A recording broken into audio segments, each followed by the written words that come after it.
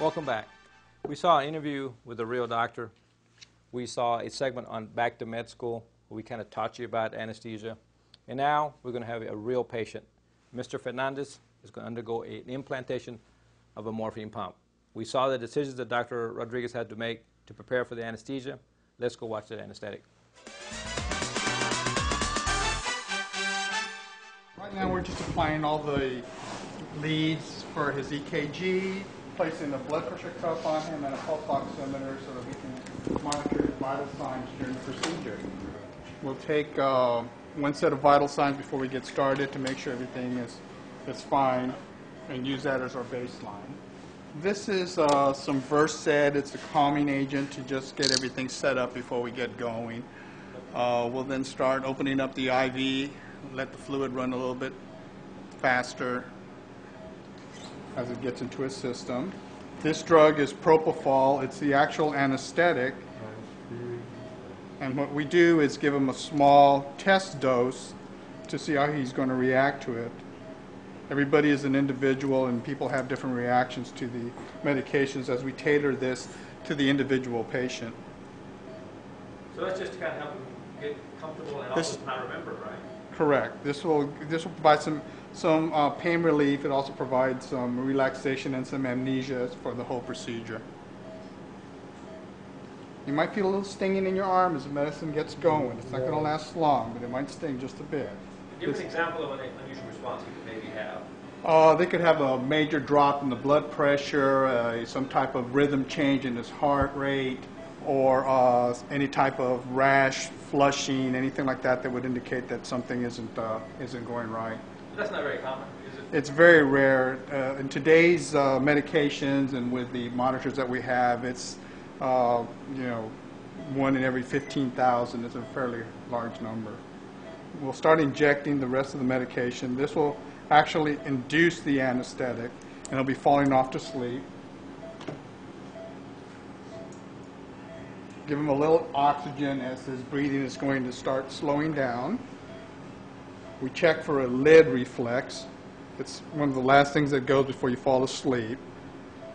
As you can see, he doesn't move to that. So if it doesn't move, it means he's getting pretty sleepy. That means he's very sleepy. It's a reflex response. If somebody pokes you in the eye, you're going to react to it.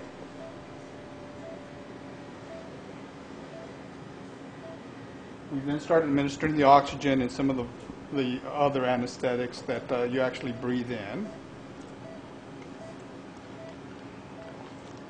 We put an oral airway in. Now that's for just to get more air. That's to get more air. It's the first thing that we have to establish as an airway. It's the most important thing in an anesthetic because that's what will cause the most serious problems that we don't have. So all this, what we see here, is this kind of little, is just a vapor. That's a vapor as he's actually breathing. He's still breathing on his own. You can see the bag is still, that's him breathing on his own. Good. In this particular operation, we don't need the paralysis, and with this LMA, we don't need to paralyze them to actually get the breathing tube into their airway. This is the area we're going to get into his airway? This is what we're going to use to get into his airway. Slowly, put your left hand out of the way.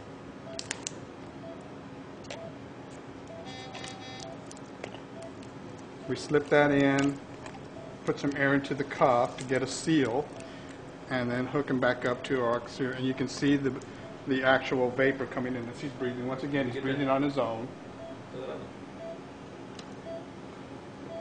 Very good. And then we just secure it with some tape.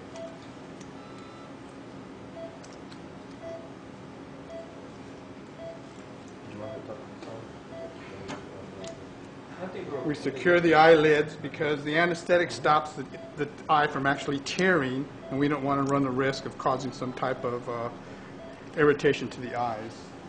And we're ready to proceed with the surgery. Here we are at the end of the procedure. The patient's done well. We've closed the incision. How's he doing, Armand? Doing terrific. Doing good? Take the air out of the cuff. We remove it. It's disposable. And we'll have him awake here in just a couple of minutes. This surgery just finished, okay? You're waking up. You did great. Go to the recovery room.